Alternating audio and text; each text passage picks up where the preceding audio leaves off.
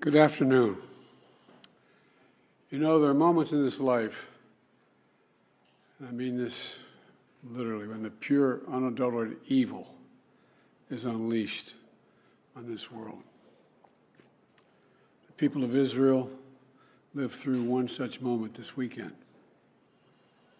The bloody hands of the terrorist organization Hamas, a group whose stated purpose for being is to kill Jews. This was an act of sheer evil. More than 1,000 civilians slaughtered, not just killed, slaughtered in Israel.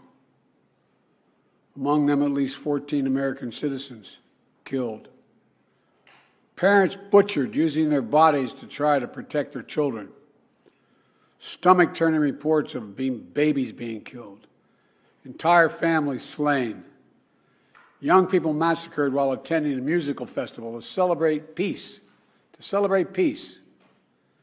Women raped, assaulted, paraded as trophies. Families hid their fear for hours and hours, desperately trying to keep their children quiet to avoid drawing attention. And thousands of wounded, alive but carrying with them the bullet holes and the shrapnel wounds and the memory of what they endured.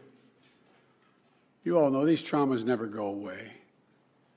There's still so many families desperately waiting to hear the fate of their loved ones, not knowing if they're alive or dead or hostages. Infants in their mother's arms, grandparents in wheelchairs, Holocaust survivors abducted and held hostage. Hostages whom Hamas has now threatened to execute in violation of every code of human morality. It's abhorrent. The brutality of Hamas, these bloodthirstiness brings to mind the worst rampages of ISIS. This is terrorism. But sadly, for the Jewish people, it's not new. This attack has brought to the surface painful memories and the scars left by a millennia of anti-Semitism and genocide of the Jewish people. So in this moment, we must be crystal clear. We stand with Israel. We stand with Israel. And we will make sure Israel has what it needs to take care of its citizens, defend itself, and respond to this attack. There's no justification for terrorism. There's no excuse. Hamas does not stand for the Palestinian people's right to dignity and self-determination. Its stated purpose is the annihilation of the state of Israel and the murder of Jewish people. They use Palestinian civilians as human shields. Hamas offers nothing but terror and bloodshed with no regard to who pays the price. The loss of innocent life is heartbreaking. Like every nation in the world, Israel has the right to respond, indeed has a duty to respond to these vicious attacks. I just got off the phone with a third call with Prime Minister Netanyahu, and I told him, the United States experience what Israel is experiencing, our response will be swift, decisive, and overwhelming. We also discussed how democracies like Israel and the United States are stronger and more secure when we act according to the rule of law. Terrorists purposely target civilians, kill them. We uphold the laws of war, the law of war. It matters. There's a difference. Today, Americans across the country are praying for all those families that have been ripped apart. A lot of us know how it feels. It leaves a black hole in your chest when you lose family. Feeling like you're being sucked in. The anger, the pain,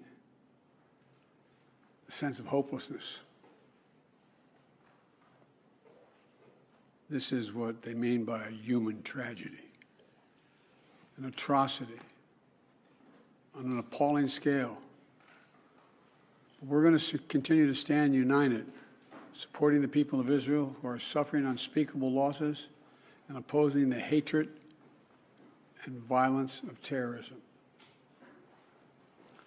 My team has been in near constant communication with our Israeli partners and partners all across the region and the world from the moment this crisis began. We're surging additional military assistance, including ammunition and interceptors, to replenish Iron Dome. We're going to make sure that Israel does not run out of these critical assets to defend its cities and its citizens. My administration has consulted closely with Congress throughout this crisis. And when Congress returns, we're going to ask them to take urgent action to fund the national security requirements of our critical partners. This is not about party or politics. This is about the security of our world, the security of the United States of America. We now know that American citizens are among those being held by Hamas.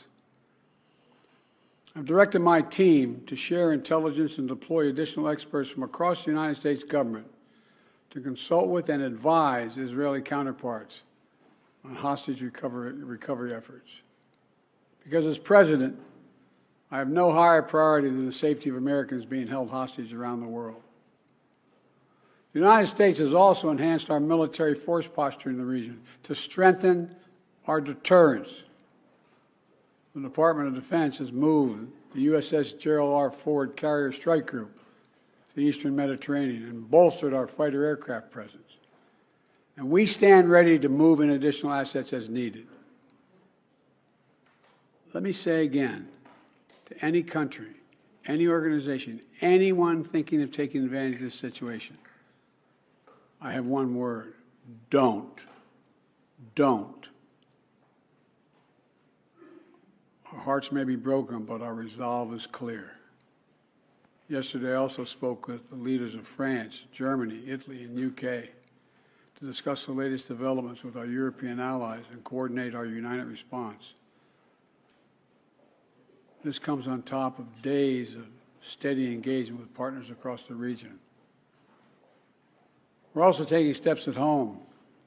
In cities across the United States of America, police departments have stepped up security around centers of Jewish life. The Department of Homeland Security and the Federal Bureau of Investigation are working closely with state and local law enforcement and Jewish community partners to identify and disrupt any domestic threat that could emerge in connection with these horrific attacks. This is a moment for the United States to come together, to grieve with those who are mourning. Let's be real clear. There is no place for hate in America. Not against Jews, not against Muslims, not against anybody. We reject. What we reject is terrorism. We condemn the indiscriminate evil, just as we've always done. That's what America stands for.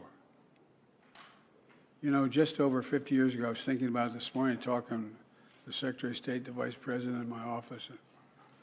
Over 50 years ago, as a young senator, I visited Israel for the first time as a newly elected senator.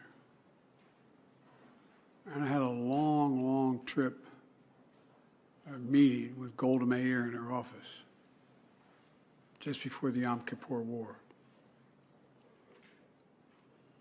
And I guess she could see the consternation on my face as she described what was being faced.